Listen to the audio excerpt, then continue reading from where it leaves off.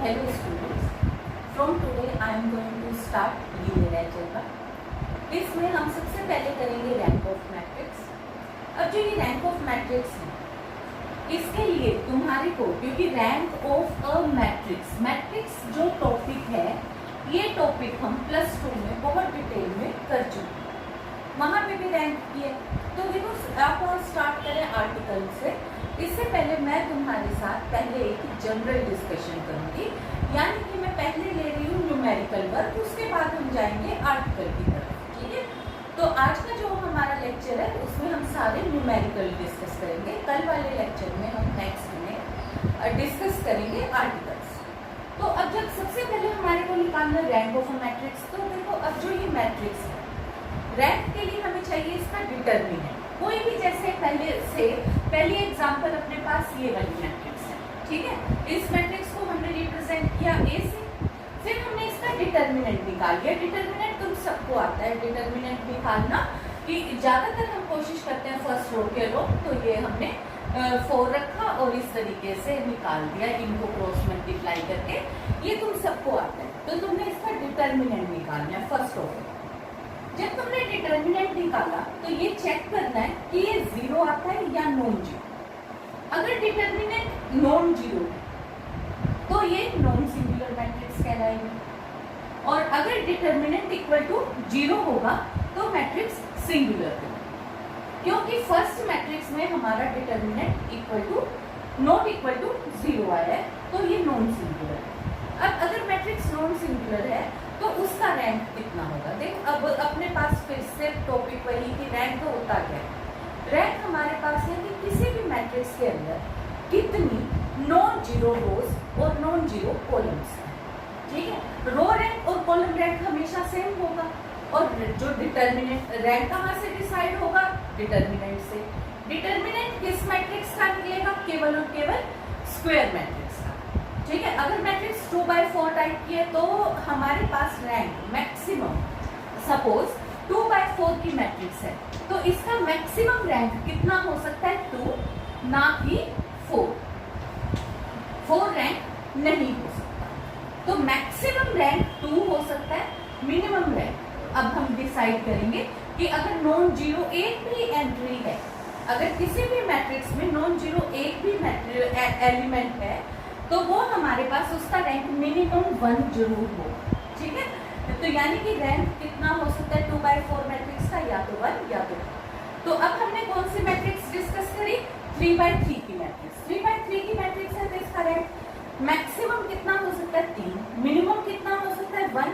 अब यहाँ पे हमारे पास क्या है कि हमारे पास 3/3 की मैट्रिक्स थी, ये नॉन सिंगुलर आ गई, और इसका हमने फिर कह दिया कि इसका रैंक 3 है। अब आ जाओ नेक्स्ट एग्जांपल पे।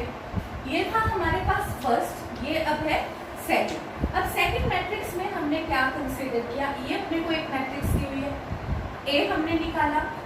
रैंक ऑफ मैट्रिक्स, यहाँ पे अपने पास determinant of matrix, determinant of matrix is equal to 0 आ गया। Determinant of matrix is equal to 0 आ गया। तो अब ये वाली जो मैट्रिक्स डिटर्मिनेंट ऑफ ए 0 जिस भी मैट्रिक्स का होगा वो सिंगुलर मैट्रिक्स होगी। जो सिंगुलर मैट्रिक्स है उस मैट्रिक्स में फिर अब रैंक कितना होगा, उसका रैंक कभी भी 3 नहीं हो सकता, क्योंकि मैक्सिमम ये 3/3 की मैट्रिक्स है, तो इन दोनों में ये वाली वैल्यू सेम ही है, तो इसका मैक्सिमम रैंक कितना हो सकता था, 3, और मिनिमम रैंक 1, क्योंकि इसमें कम से कम एक तो नॉन जीरो, सारी ही नॉन जीरो एंट्री है, पर एक तो नॉन जीरो एंट्री है ही। तो फिर उस केस में अब अपने पास केस होता है कि अब हम डिसाइड कैसे करें कि अब इसका रैंक है कितना, 3 तो है नहीं, तो यानी कि अब इसका रैंक 3 से कम है। 3 से कम होता है 2 या 1। अब हमारे को ये चेक करना है कि इसका रैंक 2 है या 1 है। तो सबसे पहले तो हमने इसका रैंक 2 के लिए चेक किया, तो फिर हम इसके सारे माइनर्स 2/2 के चेक करने पड़ेंगे। अब तुमने +2 में माइनर्स के बारे में भी पढ़ा होगा, पर फिर भी मैं तुम्हें बता देती हूँ कि जैसे ये वाला ये फर्स्ट छोड़ दें तो ये अपने पास हो गया -1, फिर यहाँ पे ये सेकंड के अकॉर्डिंग इसको और इसको छोड़ दें तो ये 8, 12 और 2, 5, ये हो गया -2। पहले वाले को हम माइनर M11, M12, M13 इस तरीके से नाम देते हैं, ठीक है। तो उसमें कोई भी मतलब कोई भी तुम ये 2x2 की एक सब मैट्रिक्स ले सकते हो। सब मैट्रिक्स है तो वो माइनर की तरीके से हो गई। तो तुम जैसे अपन कोई भी एक मैट्रिक्स है उसके अंदर नो माइनर हो गया अगर 3x3 की मैट्रिक्स है, जैसे मैंने यहाँ पे लिखा M11, M12, M13, तो तुम्हारे को पता है इसी तरीके से 21, 22, 23, 31, 32, 33। अब तुम्हारे को ये सारे के सारे माइनर्स चेक करने पड़ेंगे। तो अगर इनमें से कोई भी एक नॉन जीरो है तो तुम्हारा रैंक होगा 2, क्योंकि वो भी 2x2 की स्क्वायर मैट्रिक्स है और उसको हम कहते हैं सब मैट्रिक्स। तो जो हम इसका माइनर निकालेंगे किसी भी मैट्रिक्स का तो वो उसका सब मैट्रिक्स होगा। तो सब मैट्रिक्स मैंने मान लो यही निकाल लिया। अब ये 3x3 की सब मैट्रिक्स थी, रैंक मुझे पता है 3 है नहीं, तो मुझे 2 के लिए चेक करना था। तो यहाँ पे कितना हुआ 12 -9, 12 -9 यानी कि -12 -9, तो ये हो गया अपने पास +3 नॉट इक्वल टू 0। तो अब इसका रैंक कितना हो गया, ये जो रो है ये रो रैंक के लिए रिप्रेजेंटेशन है। रैंक ऑफ ए कितना आ गया, इसमें अपना 2 आ गया। अब देखो इसमें अपने पास अब नेक्स्ट क्या है, अब देखो जो ये नेक्स्ट अपने पास है, फिर हमने इसका डिटरमिनेंट, ये थर्ड एग्जांपल है। अब थर्ड एग्जांपल में अपने पास से हमने इसको ए रिप्रेजेंट किया, determinant of A find out किया, तो ये अपने पास 0 आ गया। तो अभी ये 0 आ गया तो यानी कि फिर से सिंगुलर मैट्रिक्स है। अगर सिंगुलर मैट्रिक्स है तो इसका रैंक हमारे पास कितना होगा, ऑब्वियसली या तो 2 होगा या 1 होगा। तो अब हमने 2x2 की सब मैट्रिक्स ली, देखो मैंने 2x2 की सब मैट्रिक्स ली, तो ये 12 -12। तो यहाँ से ये मेरे पास देखो मैंने सब मैट्रिक्स ले भी ली, तब भी मेरे पास इसका रैंक कितना आया, अभी भी एक वो एंट्री 0 की आ गई, उसका डिटरमिनेंट जो भी मैं सब मैट्रिक्स। अब तुम कहोगे कि नो के नो चेक कर लो, नो के नो भी मैं अगर चेक करूंगी तो मैं विदाउट चेकिंग भी मैं तुम्हारे को गारंटी करके बता रही हूँ कि इसका हर एक नो के नो माइनर का आएगा 0। क्यों, अब देखो तुम ध्यान से देखो, पहली एंट्री क्या है 2, 3, 5। अगर मैं इसको 2 से मल्टीप्लाई कर देती हूँ तो तुम्हारे को पता है कि यहाँ पे 4, 6 और 10 आ गया, ठीक है। और अगर मैं इसी को -4 से मल्टीप्लाई कर देती हूँ तो -8, -12 और -20 आ गया। यानी कि केवल और केवल ओरिजिनली एक ही रो है, बाकी दूसरी और तीसरी रो पहली रो का मल्टीपल है किसी भी एक कांस्टेंट के साथ। तो तुम्हारे को ये भी तुमने प्रॉपर्टीज ऑफ डिटरमिनेंट में किया है कि अगर हमारे पास पहली रो के साथ का या किसी भी रो के साथ का मल्टीपल भी उसी डिटरमिनेंट में पड़ा है तो उसका डिटरमिनेंट जब मैट्रिक्स में पड़ा है तो उसका डिटरमिनेंट जब हम फाइंड आउट करेंगे तो वो इक्वल टू 0 आएगा। तो इसमें हमारे पास ओरिजिनली तो क्या बचा, सिर्फ और सिर्फ एक रो ओरिजिनल है। तो यहाँ पे हमारे पास एक एंट्री, ये सपोज 2, ये तो नॉन जीरो है ही है, तो ये इसका डिटरमिनेंट कितना 2 है, और तो इसका रैंक हमारे पास कितना होगा, rank of A will be equal to 1। अब देखो अपना नेक्स्ट क्वेश्चन है, ए मैट्रिक्स दी है और हमारे को फाइंड आउट करना है रैंक ऑफ ए स्क्वायर। तो इसके लिए अपन क्या करेंगे, इसके लिए अब अपने को ए मैट्रिक्स कितने की दे दी, 4x4 की। अब ऑब्वियसली थोड़ा लेंथी है पर एंट्रीज बिल्कुल सिंपल है, 1 या 0। तो हमारे को क्या करना पड़ेगा, ए स्क्वायर है तो तुम्हारे को मैट्रिक्स से सॉल्व करनी आती है, तो ए स्क्वायर निकालने के लिए तुम्हें क्या करना पड़ेगा, ए इंटू ए। तो पहले मैंने ए मैट्रिक्स लिखी, फिर ए मैट्रिक्स लिखी, फिर तुम्हारे को ये चीज पता है कि 0 0 0 0, पहली एंट्री क्या हो गई 0। ऐसे ही तुमने 16 की 16 एंट्रीज फाइंड आउट करनी। ए स्क्वायर अपने पास आ गए।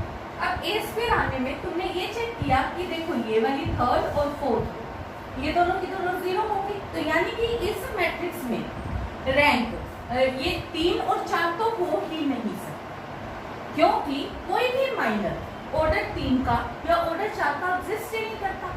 तो अपने पास माइनर कौन से ऑर्डर का एग्जिस्ट करता है, 2x2 का, और ये एक सब मैट्रिक्स भी कहलाती है। देखो सब मैट्रिक्स ये भी है, ये 3x3 की सब मैट्रिक्स है, पर 3x3 का अपने पास कोई एलिजिबल नहीं है। तो हमने यहाँ से क्या किया, तो रैंक ऑफ ए मैट्रिक्स कितना हो सकता है, विल बी आइदर 2 और लेस देन 2। तो हमने क्या लिखा, rank of A should be less than equal to 2। अब इसमें हमने जब माइनर इसका लिया तो इसका डिटर्मिनेंट कितना आ गया, determinant is equal to 1 which is not equal to 0। तो यानी कि माइनर ऑफ ऑर्डर 2 एग्जिस्ट करते हैं। तो इसका मतलब है रैंक ऑफ ए या तो 2 है या 2 से बड़ा भी हो सकता है, क्योंकि ये गारंटी नहीं ना करके कह सकते कि केवल यही माइनर एग्जिस्ट करता है, हो सकता था कि ये एग्जिस्ट करता होता। तो ये क्या कहते हैं कि 2 या 2 से बड़ा। तो अपने को पता है 3 का तो है नहीं, तो हमने यहाँ पे क्या कहा कि इसके 1 और 2 कंडीशन के अकॉर्डिंग रैंक ऑफ ए कितना होगा, क्योंकि यहाँ पे अपने पास है 2 से छोटा या बराबर, यहाँ पे 2 से के इक्वल या ग्रेटर। तो अपने पास ओनली पॉसिबिलिटी है rank of A should be equal to 2। अब देखो अपना नेक्स्ट क्वेश्चन है कि हमें ए की वैल्यू फाइंड आउट करनी है इस तरीके से कि rank of matrix should be less than 3। Matrix दी हुई है हमें a is equal to this result. अब देखो क्योंकि हमारे को rank of matrix less than 3 चाहिए, तो यानी कि determinant of a should be equal to 0, यानी कि matrix should be non singular. तो डिटर्मिनेंट हमने इसका फाइंड आउट किया, इसका डिटर्मिनेंट अपने पास ये है, ये 0 होना चाहिए। 2 कॉमन निकल गया, 2 कांट बी इक्वल टू 0, तो only possibility is this that a can be 0 और a can be equal to 3। तो हमारे पास अब 2 केस हो गए। तो पहले हमने a की जगह पे क्वेश्चन में 0 पुट कर दिया। जब मैंने a की जगह पे 0 पुट किया तो ये मैट्रिक्स बन गई।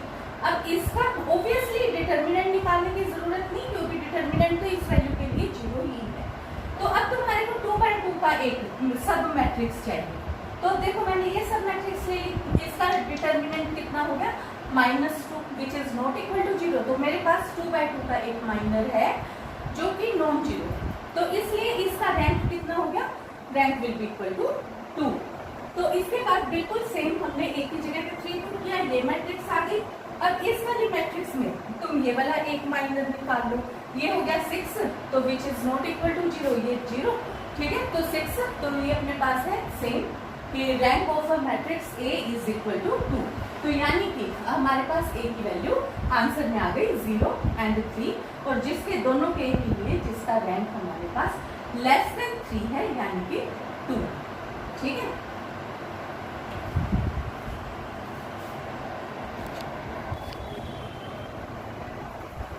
अब देखो नेक्स्ट क्वेश्चन हमारे पास है, A एक मैट्रिक्स दी हुई है जिसका कि अब फिर से मुझे रैंक बताना है कि 2 या 2 से छोटा है। तो ऑब्वियसली अब इस मैट्रिक्स का रैंक तुम्हें फाइंड आउट करना पड़ेगा।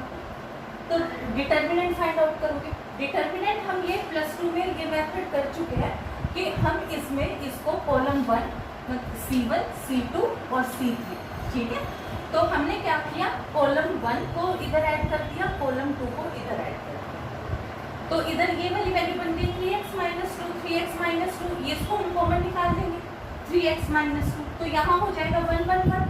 फिर 2 जगह पे हम 0 बना देंगे। उसके बाद हम डिटर्मिनेंट फाइंड आउट कर लेंगे। डिटर्मिनेंट इसका आ गई, क्योंकि हमने इस तरीके से क्योंकि हमें फैक्टर चाहिए, तो ये फैक्टर बन गया, ठीक है। तो अब अपने पास क्या चाहिए, determinant should be equal to 0। तो डिटर्मिनेंट इक्वल टू 0 के लिए हमने इस वैल्यू को 0 पुट किया, ये और ये 0 पुट किया, तो यानी कि x की वैल्यू होनी चाहिए 2/3, 11/3, 11/3। तो अब अपने पास अब यहाँ पे केस 2 हो गए, क्यों, क्योंकि 2 वैल्यू रिपीटेड है, 11/3, 11/3। तो अपने पास यहाँ पे एक तो हमने x की जगह पे 2/3 पुट किया, 2/3 पुट किया, जहाँ पे भी कहीं x था, तो अपने पास ये मैट्रिक्स बना, ठीक है। अब हमें पता ही है कि डिटर्मिनेंट ऑफ A तो 0 है, तो अब हम 2/2 का माइनस चेक करेंगे। तो अब मैंने 2/2 का ये माइनस चेक किया, 36 - 9, तो 27 हो गया। तो यानी कि 2 रैंक का एक माइनर एग्जिस्ट करता है ऑर्डर 2 का, तो इसका मतलब इस मैट्रिक्स का रैंक हो गया 2। अब आ जाओ नेक्स्ट केस। अब देखो क्योंकि x की वैल्यू 2 बार रिपीट करती है, तो अब ये चीज का आगे भी ध्यान रखना कि अगर किसी में 2 बार वैल्यू रिपीट करती है तो उसका रैंक उतनी ही बार कम हो जाएगा। यानी कि अब अपने को पता है कि अब इसका रैंक एक ही हो सकता है, पर फिर भी हमें फाइंड आउट करना पड़ेगा। हमने x की जगह पे 11/3 पुट करा, तो ये अपने पास मैट्रिक्स बन गई है। अब देखो फिर तुम्हें पता ही अब, क्योंकि हम पहले भी एक क्वेश्चन डिस्कस कर चुके हैं कि यही वाला 2 रोज रिपीटेड है, तो अब इसका रैंक कितना होगा, क्योंकि ये 2 रोज तो काउंट ही नहीं होंगी, क्योंकि ये तो हमारे पास दोनों, अगर हम डिटर्मिनेंट भी निकाल लें तो ये 0 और ये 0 में खत्म हो जाएगी, तो केवल एक ही माइनर एग्जिस्ट करेगा। अगर तुम निकालना भी चाहो तो भी निकाल के देख सकते हो, कोई भी माइनर एग्जिस्ट नहीं करेगा। तो इसका ऑर्डर होगा rank of A matrix will be equal to 1। ठीक है, अब हम आगे और क्वेश्चन डिस्कस करते हैं।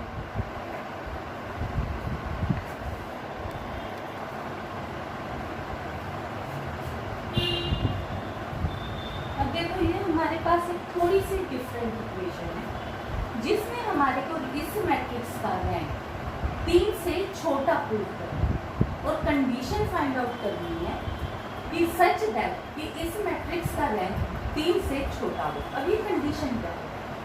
कंडीशन के लिए हमारे पास अगर इसका रैंक 3 से छोटा हो, ये मैट्रिक्स कितने की है? 3/4 की है। ठीक है, इसके अंदर कितनी रोज है? 4 रोज है और कॉलम 3, तो ये 4/3 की मैट्रिक्स है। तो इसके अंदर हमारे पास मैक्सिमम रैंक कितना हो सकता है? मैक्सिमम रैंक इस मैट्रिक्स का 3 हो सकता है। ठीक है, तो हमारे पास फिर अपने को रैंक चाहिए 3 से छोटा। 3 से छोटे के लिए every minor of order 3 should be equal to 0। तो मैंने अब यहाँ पे क्या किया, सबसे पहले तो क्योंकि यहाँ पे 2 अननोन है, एक एच और एक के, तो मैंने एक बार तो 3 का माइनर इस तरीके से लिया कि जिसमें के ना आए, एच आई सिर्फ। तो मैंने पहली, तीसरी और चौथी रो ली। ठीक है, ये कंसिडर करिए। इसका डिटर्मिनेंट फाइंड आउट किया, ये माइनर भी 0 होना चाहिए। अब हर माइनर 0 होना चाहिए, तो अब यहाँ पे ऐसे कंडीशन आ गई h should be equal to 2। तो मैंने अब क्या किया, क्योंकि h इसके अंदर भी है, इसके अंदर भी है, तो मैंने h यहाँ पे 2 पुट कर दिया। तो अब तुम्हारी मर्जी है, चाहे पहली, दूसरी, तीसरी ले लो, ये ले लो, कोई भी रो ले सकते हो, पर हमने यहाँ पे ले ली, पहले फर्स्ट ले ली, फिर सेकंड और फिर थर्ड कंसीडर कर ली। h की जगह पे 2 पुट कर दिया, तो ये वाली वैल्यू आ गई। अब ये वाला माइनर b ऑर्डर 3 का है, तो ये भी 0 होना चाहिए। तो यहाँ से कंडीशन के according k should be equal to 1। अब ये दोनों चीज हमने इस मैट्रिक्स पे अप्लाई कर दी। h की जगह पे 2 पुट किया, k की जगह पे 1 सब्सटीट्यूट किया, उससे ये मैट्रिक्स ये बन गई। अब इसमें तुम देखो कि यहाँ पे अपने पास एंट्री है 2, यहाँ है 4 और 3, ये तो यानी कि सेम ही होंगे। तो यानी कि इसका रैंक 3 और 4 तो है ही नहीं, तो अपना पास इसका रैंक कितना होना चाहिए? मैक्सिमम या तो 1 या 2। अब माइनर में हम ये वाली रो और ये वाला कॉलम और ये वाला कॉलम भी ले सकते हैं। इसी तरीके से मतलब तुम यहाँ पे 1 0 0 2 भी ले सकते हो, तुम चाहो तो 1 0 0 4 भी ले सकते हो, 4 की जगह पे यहाँ 3 भी ले सकते हो। ठीक है, जैसे मर्जी ले लो। तो उसके अकॉर्डिंग हमारे पास इसका डिटर्मिनेंट कितना आ गया? 2 - 0 नॉट इक्वल टू 0। तो ये वाली वैल्यू क्या हो गई? इस मैट्रिक्स का रैंक हमारे पास हो गया rank of A is equal to 2। अब आप अपना नेक्स्ट क्वेश्चन देखते हैं।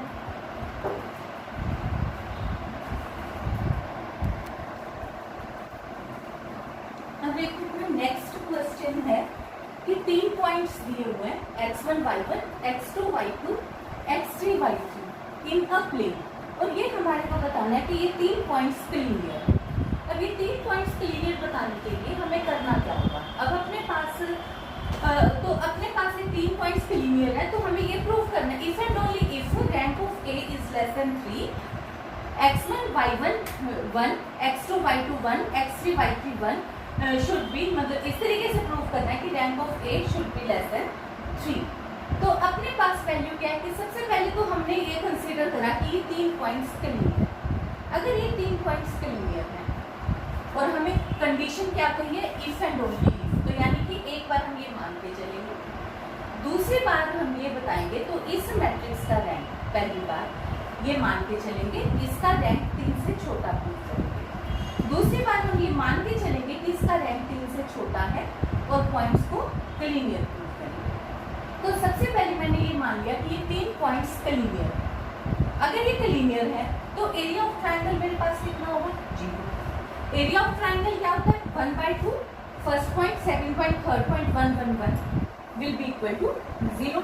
अगले स्टेप में ये क्योंकि 1/2 कांट बी इक्वल टू 0, तो only possibility is this that कि this value is equal to 0। तो यहाँ से हमारे पास क्या आ गया, ये 0 हो गया, और इससे अपने पास रैंक भी कितना हो गया, रैंक भी 3 से छोटा हो गया, और इसका मतलब ये सिंगुलर मैट्रिक्स हो गया। ठीक है, अपने पास फिर दूसरा केस। अब क्योंकि इफ एंड ओनली इफ का यही मतलब है कि दोनों पार्ट करने पड़ेंगे। अब कन्वर्सली मैंने कंसीडर किया कि रैंक ऑफ ए 3 से छोटा है, तो 3 से छोटा है तो उसका मतलब क्या हो गया, ये वाली वैल्यू इक्वल टू 0। ठीक है, इसका डिटर्मिनेंट 0 है। तो अगर इसका डिटर्मिनेंट 0 है तो अगर मैं 1/2 लगा दूंगी तो भी डिटर्मिनेंट 0 ही होगा, तो ये वाली वैल्यू भी 0। पर अब ये क्या चीज बन गई, एरिया ऑफ ट्राइंगल बन गया। तो इसका मतलब अपने पास क्या हो गया, area of triangle is equal to 0। अगर एरिया ऑफ ट्राइंगल 0 होता है तो अपने पास क्या कंडीशन होती है, तो जो भी पॉइंट्स अपने पास हैं वो क्लियर हो।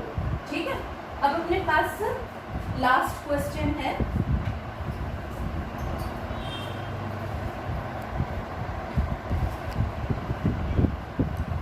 अब देखो हमारे पास जो क्वेश्चन है उसमें ये दिया है कि ए और बी दो स्क्वायर मैट्रिक्स दी हैं ऑफ ऑर्डर n, और रैंक ऑफ ए और रैंक ऑफ बी दोनों का ही रैंक हमारे पास n है।